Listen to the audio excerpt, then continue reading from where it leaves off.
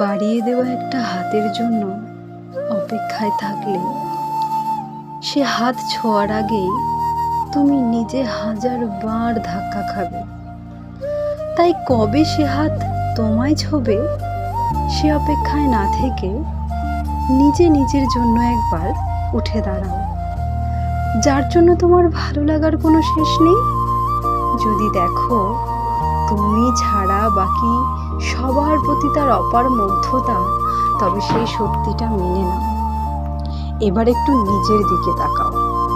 অন্যের চোখের ভালো লাগা হতে না পারলেও নিজের জন্য নিজের ভালো লাগার কাজলটুকু চোখ থেকে মুছে ফেলো না।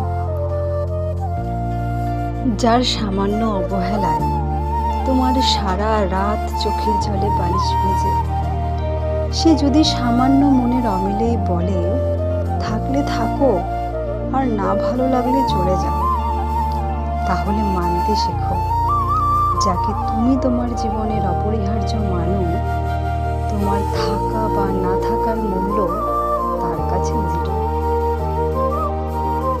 জিরো থেকেই তাহলে শুরু করো এবার। জানি কথাগুলো বলা বা পড়া যত সহজ, মানা তার চেয়ে ঢের কঠিন। তবু দেখোই না চেষ্টা করে একবার, অন্যের অবহেলায় বাঁচা নাকি নিজের জন্য ভালোবাসায় বাঁচা, কোনটা বেশি কঠিন? দেখোই না একবার চেষ্টা করে।